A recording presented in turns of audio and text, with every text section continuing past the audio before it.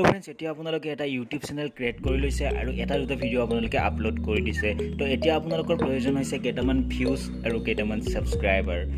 তো ছাবস্ক্ৰাইবাৰ আৰু ভিউজ অহাৰ কাৰণে প্ৰথম উপায়টো হ'ল যেহেতু আমাৰ চেনেলটো নতুন হয় গতিকে আমাক লাগে অডিয়েন্সৰ বাবে আমি কি কৰিম প্ৰথমতে যেহেতু আমাৰ চেনেলটো নতুন হয় আমি শ্বেয়াৰ কৰিবলৈ লাগি যাওঁ তো বিভিন্ন প্লেটফৰ্মত আমি আমাৰ ভিডিঅ'বিলাক শ্বেয়াৰ কৰিবলৈ ধৰোঁ তো ধৰক ফেচবুক হোৱাটছআপ টুইটাৰ এনেকুৱা ধৰণৰ ছ'চিয়েল মাধ্যমিক যিবিলাক ছাইট আছে সেই ছাইটবোৰত আমি আমাৰ ভিডিঅ'বিলাক আমাৰ যিসকল ফ্ৰেণ্ড চাৰ্কেল আছে আমাৰ যিবিলাক ফ্ৰেণ্ড চাৰ্কেল আছে তাৰ ভিতৰত আমি শ্বেয়াৰ কৰি দিওঁ বাট এই শ্বেয়াৰিঙৰ বাবে কিছু আমাৰ ধৰক চেনেলটো হয়তো গ্ৰ' হৈ যাব পাৰে একেবাৰে আৰু হয়তো আমাৰ চেনেলটো একেবাৰে বন্ধও হৈ যাব পাৰে তো ফ্ৰেণ্ডছ কেনেকুৱা ধৰণৰ আমাৰ চেনেলটো বন্ধ হ'ব পাৰে আৰু কেনেকুৱা ধৰণে গ্ৰ' হ'ব পাৰে আটাইবিলাক কথা আপোনালোকক আজি এই ভিডিঅ'টোত ক'বলৈ গৈ আছোঁ তো ফ্ৰেণ্ডছ ভিডিঅ'টো সম্পূৰ্ণকৈ চাই থাকক নিশ্চয়কৈ কিবা এটা শিকিবলৈ পাব তো ফ্ৰেণ্ডছ ইউটিউব চেনেল ক্ৰিয়েট কৰি ল'লোঁ এতিয়া ভিডিঅ' আপলোড কৰিলোঁ তো শ্বেয়াৰ কৰাৰ সময়ত আমি কিছুমান কথাৰ গুৰুত্ব প্ৰদান কৰা উচিত ধৰক আপুনি চেনেলটো ক্ৰিয়েট কৰিছে টেকনিকেল বা আপোনালোকে মই প্ৰথমতে কৈছোঁ আপোনালোকে চেনেলটো ধৰক ক্ৰিয়েট কৰিছে মিউজিক আৰ্ট বা মুভি ড্ৰামা এনেকুৱা ধৰণৰ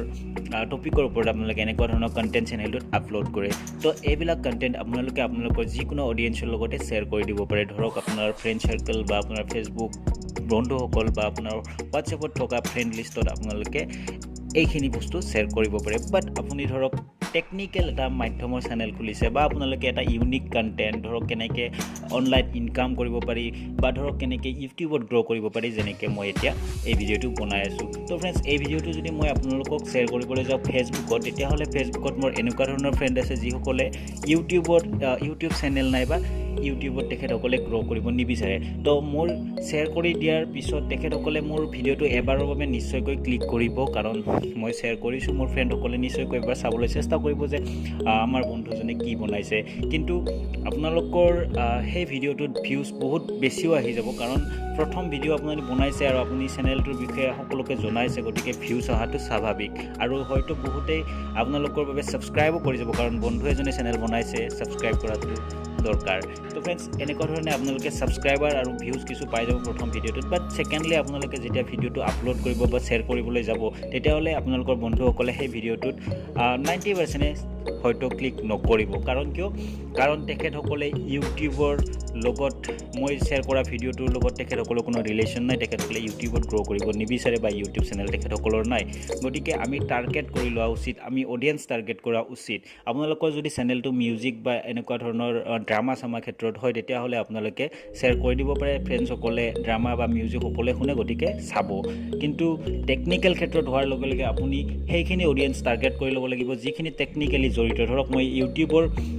ওপৰত যিহেতু ভিডিঅ' বনাইছোঁ ইউটিউবত কেনেকৈ গ্ৰ' কৰিব লাগে গতিকে মই টাৰ্গেট কৰি ল'ব লাগিব ইউটিউব যিখিনি ইউটিউবাৰ আছে বা নতুনকৈ ইউটিউব চেনেল ক্ৰিয়েট কৰিব বিচাৰিছে তেনেকুৱা অডিয়েন্স তো ফ্ৰেণ্ডছ তেনেকুৱা অডিয়েন্স আমি ক'ৰ পৰা পাওঁ তেনেকুৱা অডিয়েন্স পাবলৈ হ'লে আমি ফেচবুকতে যদি আমি চাৰ্চ কৰি চাওঁ যে ইউটিউবাৰ আছাম বা ইউটিউবাৰ ক্ৰিয়েটৰ্ছ এনেকুৱা ধৰণৰ বহুত গ্ৰুপ আমি পাই যাম বা পেজ আমি পাই যাম তো তেনেকুৱা ধৰণৰ পেজবিলাকত আমি বা গ্ৰুপবিলাকত আমি আমাৰ ভিডিঅ'টো শ্বেয়াৰ কৰিব লাগিব কাৰণ তাত থকা যিমানবিলাক অডিয়েন্স আছে সেই অডিয়েন্সবিলাক গোটেইকেইজনে প্ৰায়ভাগ ইউটিউবৰ লগত জড়িত হ'ব কাৰণ তেনেকুৱা ধৰণৰ পেজত তেনেকুৱা ধৰণৰ মানুহে পোৱা যাব গতিকে সেই অডিয়েন্সখিনিৰ আপুনি যদি 50% অডিয়েন্সেও গেইন কৰিব পাৰে তেতিয়াহ'লে নেক্সট আপুনি যেতিয়া ভিডিঅ' আপলোড কৰিব তাৰ 50% অডিয়েন্সৰ আকৌ 50% যদি ধৰক মই 100জনে যদি আপোনাৰ প্ৰথম ভিডিঅ'টো চাইছে নেক্সট কমচে কম 80জনে আপোনাৰ ছেকেণ্ড ভিডিঅ'টো চাবলৈ যাব কাৰণ আপোনাৰ যদি কণ্টেণ্ট ভাল হয় নিশ্চয়কৈ চাবই সেই ভিডিঅ'টো কাৰণ তেখেতসকলে সেই প্লেটফৰ্মটোৰ লগত জড়িত গতিকে এনেকুৱা ধৰণে আমি শ্বেয়াৰ কৰাৰ ক্ষেত্ৰত কিছু গুৰুত্ব প্ৰদান কৰা উচিত যদি আমি শ্বেয়াৰ কৰি দিওঁ এনে এটা নৰ্মেল প্লেটফৰ্মত নৰ্মেল মোৰ ফেচবুক একাউণ্টত যদি শ্বেয়াৰ কৰি দিওঁ তেতিয়াহ'লে কি হ'ব অডিয়েন্সখিনি মই প্ৰথম ভিডিঅ'টোত পাম বা ছেকেণ্ড ভিডিঅ'ত কমি যাব যাৰ কাৰণে মোৰ চেনেলটো গ্ৰ' নহ'ব চেনেলটোৰ ভিউজ কমি আহিব আৰু ইউটিউবে মোৰ ভিডিঅ'বিলাক ৰিকমেণ্ড কৰিবলৈ বাদ দিব কাৰণ চাওক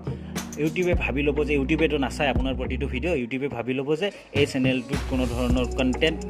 অডিয়েন্সে মানে পচন্দ কৰা নাই গতিকে তেনেকুৱা ধৰণৰ এটা বেড ইম্পেক্ট আপোনাৰ চেনেলটোৰ ওপৰত পৰিব পাৰে তো ফ্ৰেণ্ডছ শ্বেয়াৰ কৰাৰ সময়ত সাৱধান হওক পুনৰ এটা নতুন ভিডিঅ'ৰ সৈতে মই আপোনালোকক লগ পাম আৰু দিম কিছু টিপছ এই ভিডিঅ'টো ভাল লাগিলে প্লিজ লাইক কৰি দিব চেনেলটো ছাবস্ক্ৰাইব কৰি যাবলৈ নাপাহৰিব এনে ধৰণৰ আপডেট পাই থাকিবলৈ